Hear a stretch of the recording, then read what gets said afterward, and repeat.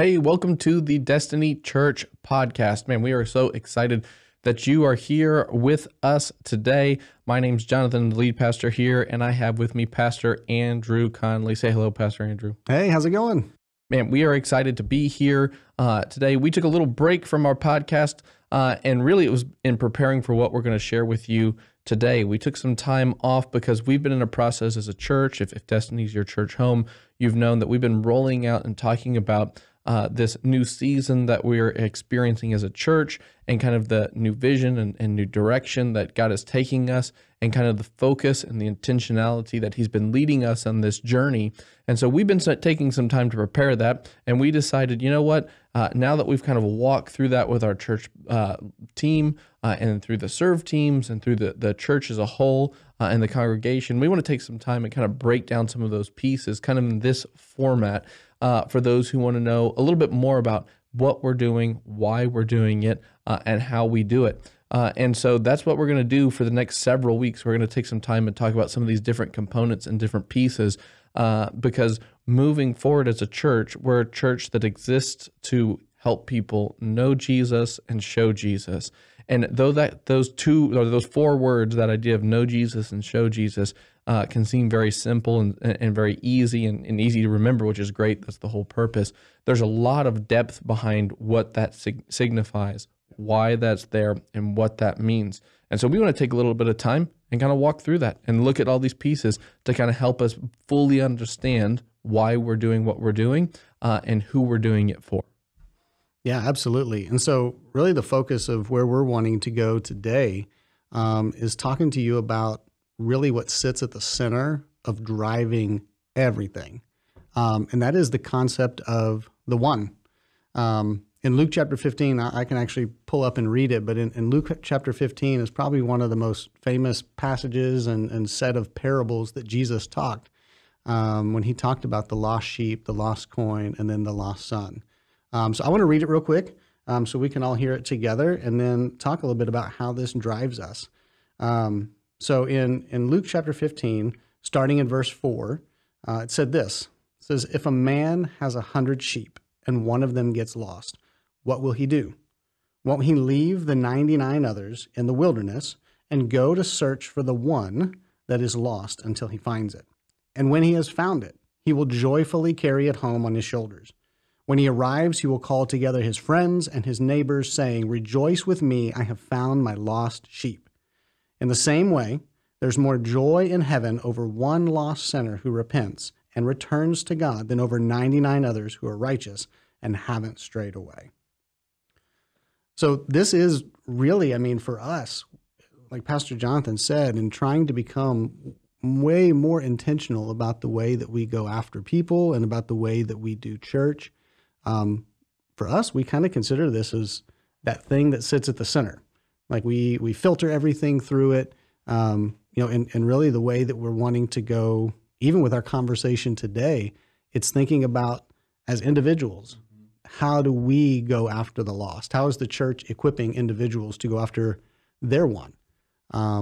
Then thinking about as a church, how do we do it as an entity or as a group of people, as a church family? How are we going after the lost? And then really, when it comes to making decisions, how do we potentially filter things through that? How do we have a one awareness filter that when someone comes through the door that doesn't know Jesus, how can we find a way to see it through their eyes so that we can actually better reach them in the process? Yeah, and I think this all comes down to, Jesus invited us into this mission. That's why in the verse in Matthew 28, when kind of the Great Commission, when he invites us into this process, he tells his disciples to go and make more disciples and then teach them everything that he's taught them. And so he's giving kind of this twofold charge in this process. So make more disciples, which is go after those ones who are far away and bring them close. And then the second thing is once you are close, continue to grow in your knowledge and your understanding and your intimacy with God and in your personal journey and in your journey as a group or as a whole. And really, those are the two things that kind of the entire concept of know Jesus and show Jesus fall into that, because we're called to be in a personal relationship of knowing Jesus and our Heavenly Father. And then the result of that is as we show him. And in the process of showing him, we're not just showing him to other people who know Jesus, though we absolutely are. The goal is to show him to those who are still far away, to show him to the ones who are still lost and needing to be found.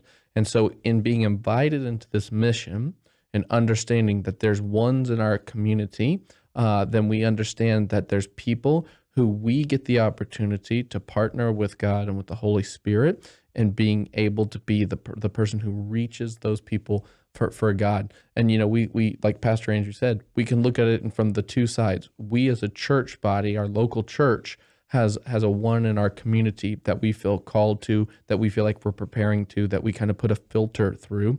But then apart from the church, each one of us as members of the church have ones in our lives that we're uniquely called and gifted to reach, whether it's by relationship, position, access, or even at times just chance that God creates. We have people in our lives that we're uniquely called and equipped to be able to reach. And so we want to kind of talk about that just a little bit more as we continue on. Yeah, absolutely. I think that of what I feel like I've seen in the years of being in church or even working at church and on staff, is that sometimes in church world, we can get really good at just thinking about reaching the lost through what happens at church. And that is a huge component because there is something to be said about Sunday service and what happens when we gather together that really can't be found anywhere else. But we are all called. We all share equal responsibility in reaching the lost. It's not just the responsibility of the church to bring people to the church, but rather we all share in an equal responsibility of fulfilling that great commission. And so we've even tried to, we've had conversations when we started this journey, even as a staff, to try and think set Destiny Church aside for a second. Who's your one? One thing that we could, maybe a question to pose to you and think about is, can you think of one person that God is calling you to reach who's lost? Not someone who's far off, not someone in we all kind of have that example of a loved one who maybe lives far away that we're actually praying for and believing that someone will reach them. Or we all have someone that is a friend of a friend. It's we're not reaching them, but we're praying for them because someone has asked us. But who's that person you can reach that sits in your relational reach zone, if you will? You're capable of having conversation with them, doing more than just praying for them. It could be a neighbor. It could be a family member who actually does live close enough you've got real relationship with. It could be a coworker. I mean, if you're young and you're in school, it could be someone that sits next to you in class. Who is that person? Because all of us are called to reach a one. And the Bible would even tell us that God has uniquely placed us at the time in history we live and in the place that we live at, because it's the best chance we would have of knowing him. Mm-hmm. Yeah. But then, like Pastor Jonathan said, when we know Jesus and then show him, it also means we're uniquely qualified where we live and the time we live in to be able to reach someone for Jesus that no one else has the ability to really reach. Yeah, absolutely. And it's important that we understand that this is a part of the mission that we all get to be part of. And I do believe that some people are more comfortable in this nature. There's some people are more evangelical in the opportunity, and they're very comfortable with it. And some people, whether it's because of personality or maybe just opportunity, they're a little more hesitant. But you know what? We're all called within our relationship to be able to reach these people. And although we get to celebrate what we do as a church as a whole, and the fact that we as a church, we're bringing people in, we're believing that people are making decisions for Christ. And I mean, and week in and week out, people are making decisions for Christ, which is great. And we get to celebrate those ones who are coming and who are coming to know Jesus. But there's something special and there's something unique when you realize that you can do what we're doing in church on Sundays or on Wednesday nights in youth. You can do that personally through your relationships, that you can help lead people into relationship with God. You don't have to know all the answers or know all the right theological terms. You just get to take them to the fact that there's a God who loved them so much. They sent Jesus, he died for them, and that if they believe that with their heart, then they have eternal life. And then they get to begin the same journey that the rest of us are on, which is continually knowing God more and more. And I think that's an important thing. I was at a conference and I got to listen to John Maxwell share a testimony. John Maxwell, very influential, has led many, many people to Christ, but he talked about how despite that he went a long season when he was in leading a church, and then he went and crossed over into the business world and has led many people to Christ in the business world. There was something that he did in this season that was very interesting. He said that he had a goal every year since probably, I think it was the early 80s, that he wanted to win 200 people to Jesus every single year. That was his goal. And then he said, and I don't count people from Sunday church services. And he said, the reason is, he's like, that's a time where we're coming together and it's everyone's win. And it's always everyone's win. But he said, there's worship and there's preaching and there's people who greeted them. He's like, that's great. That's what the church is for. He said, but I felt called that I needed to be reaching out and have a goal for myself personally, people that I'm talking to on the phone. And then he said something that blew me away, because if you know anything about John Maxwell, he's the systems guy. He's the guru. He is to make these goals. And he said this in front of a room of like over 1,000 pastors. He said, and to this day, I've never met my goal. I've never gotten 200 in a year. He said, but it doesn't stop me from trying. He said, it doesn't stop me from trying. He said, I've averaged 155 for the last 20 years. And he said, and although every year I think maybe this is my year to get 200, I never make it. He said, but it doesn't stop me from trying, because these people need to know Jesus. And to me, that was such a challenge of like, he's got ones in his phone every single day that he's praying for, that he's texting, that he's calling, because he knows he's in a place for those ones to reach him. And he knows there's other people that are not on his one list. And that's okay, because they should be on someone else's one list. And I thought that was an interesting way to think and to look at it in the world that we're kind of walking and talking about. Yeah, I love that. And I mean, honestly, what that ends up meaning is, as we go after the lost, as we go after our one, there's a real chance that the one we're going after still sits relationally within the same influence as other believers in town, etc. And so in essence, we get to compete for going after the lost. We just don't get to compete where they go to church. Yeah. Like, we're on the same team with all the other churches in town. So, man, wherever they end up going to church, great. But we're going to go after that one, because it sits at the heart of what Jesus taught in those parables. Yeah. And it sits at the heart of what church should really be.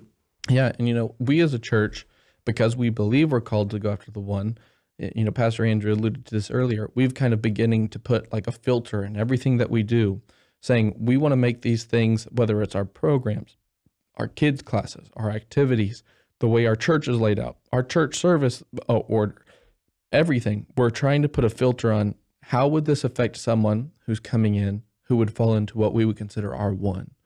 Would this make church and getting here easier? Or would it make it or create barriers to them?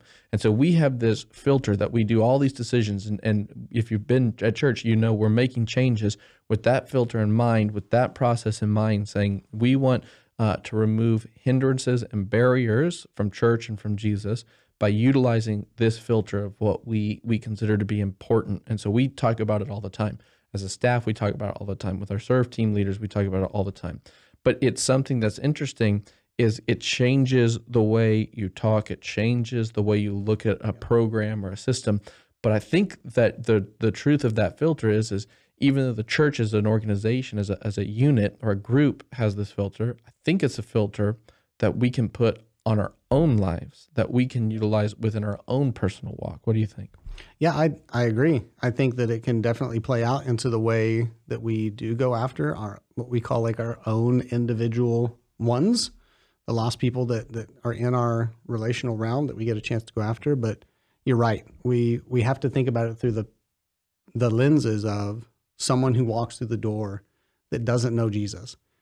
We've kind of talked over the last few months about imbalancing ourselves towards that one, towards the lost, if you will. We don't want to be a church that is not thinking about our own people. Yeah. Like, we still need to have a focus towards growing them and inviting them on mission and allowing them to mature and grow in their faith. But part of what's maturing and growing them in their faith is inviting them onto the mission for their one and our church's one. And so in that imbalancing, even as we've talked about, like or you just mentioned, making really big changes here at church, changes to the layout of the property and the way things flow and some of the way we operate within our teams. Right. It might not be the favorite of everyone at the church, but it is what we've done to look and see, but wait, the lost person coming through our doors, what does he or she feel like and experience? And if we can set them up to clearly hear the truth of the gospel so that they're not the one, but they belong to the 99 and they're going after the one, that filter, that lens gets to change everything. Yeah. Yeah. And I think when you have that filter, even whether it's on a church-wide filter or on the individual, there's always the saying, you find what you're looking for, right? And where your awareness is, you'll begin to see those things. We've used the example in church. You start shopping for a car and you find a particular car. And then once you decide, like, I think I want that, whatever, you begin to see those everywhere. And you're like, were they always here? And the answer is yeah, but you just weren't looking for them. You weren't aware of it. And so sometimes that awareness, which is like a filter that we use, changes stuff. Well, when you're aware, hey, I feel called to win people to Jesus, and I feel called to allow this to be an opportunity, not just at church, but in my daily life. When you begin to do that, you make yourself aware of people around you and the opportunities that are there. And you may say, oh my gosh, there was never these opportunities before. And the truth is there probably were, you just weren't aware of them. And you weren't keeping your eyes open. And I know that in this journey, as we continue to walk through this, because this journey is a process for me. I'm right in the middle of everyone. I don't consider myself to be this great evangelist or this person who's winning people for the Lord on the side of the street. Like, that's not my history or who I am. I don't even know if that's like my gifting, but I do know that as a believer, I'm called to it. But I've been asking God in my life, give me a chance to show your love to Jesus, or show your love to someone today. Give me a chance to show Jesus today. And if that means getting to pray with someone, great. Sharing Jesus with someone, great. Helping them with something, carrying something across the street. And whether it leads to them accepting Jesus or coming to church or whatever, like I can't determine what the outcome is, but I can be asking God, give me a chance. Give me a chance. And when there's a chance, let me see him. But when we have that filter, when we have that idea in our minds, we begin to come aware. And you'll be shocked how many people you see in your daily life, at your grocery store or at your coffee shop or whatever, in which it can be an opportunity to show Jesus in all the different ways that can be done. Yeah, absolutely. And, and then when thinking about that imbalance and thinking about, like you said, becoming more aware as a church, putting things through that, those set of lenses, those filters, if you will, we become believers who look more like Jesus when, by becoming aware more often of the people all around us who don't know Jesus, or maybe they have at some point in time and they've stepped away from their relationship with God, they've fallen away somehow. We just get to become a kind of believer who's not focused so much on ourselves or even all the other people around us, where our prayers become less about God, surround me with more believers. Yeah. But we become people whose prayers look more like, God, surround me with more people who are your ones, that I can be a person who gets to show Jesus with. Yeah, absolutely. And, we'll talk about, because as we continue to unpack this, we'll talk about how are we accomplishing this? How do we make more and better disciples? And how do we chase after the one? And we'll talk about, listen, it is important that you have friends and fellowship with other believers. Like, it is important that you have relationships that can help grow you in your spiritual maturity. Like, that's important. But there has to be that balance, or maybe even a little bit of an off balance. We also need to be putting ourselves in the realm and in a place in which we can stretch ourselves to show Jesus to someone. And that's going to be different. We talk about it here. We work at a church. So therefore, pretty much everyone who we're exposed to in our work life, they're all believers. They go to this church. And so we don't have a work friend that we can get saved, at least hopefully. But we do have opportunities outside of work or in other venues in which we're exposed to the opportunity to show Jesus to people. Yep, absolutely. So for me, I'm looking forward to, I mean, I know this is the first one of several different, ideas and components that we get to share with the church, but I'm just looking forward of where these next several episodes get to take us, and laying out to everybody the opportunity to not just join in on the mission like you've talked about, to know Jesus and show Jesus, but understanding the why and the how and all the elements so that we can really just tight knit come together in that mission. Yeah. And I think the thing I'd want to leave us with today, sometimes when we're in this process and we think about the one and we think about showing Jesus and we think about personal reach and evangelism, like there's been times, and I mean, I know I've been guilty of this, where you think, man, if I'm not the one who prays that salvation prayer with someone, then I failed. And I think the thing we have to remember in our journey of showing Jesus is just like Paul said, like there's someone who prepares the ground, there's someone who plants, there's someone who waters, and then there's someone who harvests. And all of those steps are equally as important. You don't get to the end without any of those steps that get there. And in our journey, if we don't understand, in any of our relationships, I don't know in which one I'm preparing and which one I'm planning, which one I'm watering, and which one I'm harvesting. I mean, I don't get to choose that. There may be some relationships I get to do all of those. And there may be some in which I just get to come in at the end, or maybe I'm only at the beginning.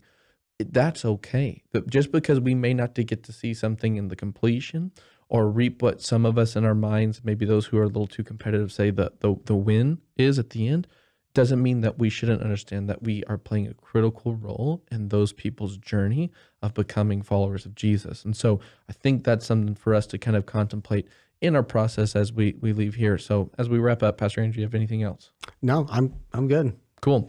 Well, listen, we've got a lot more episodes coming. We'll probably be releasing one every couple of weeks as we get here to the end of the year. And so we are looking forward to walking on this journey. As always, there's a couple things you can do to help support our church and support the reach of this podcast. If you want to be notified anytime we create a new one, you just can subscribe to this channel or podcast. You can always like any of the episodes or the show as a whole, or you can comment. If you have a comment or a question, you can always do that as well. But for now, know that we love you. We're praying for you. Know that as a church, we are all about helping people know Jesus and show Jesus, and we're looking forward to things that God has in our future. So have a great day.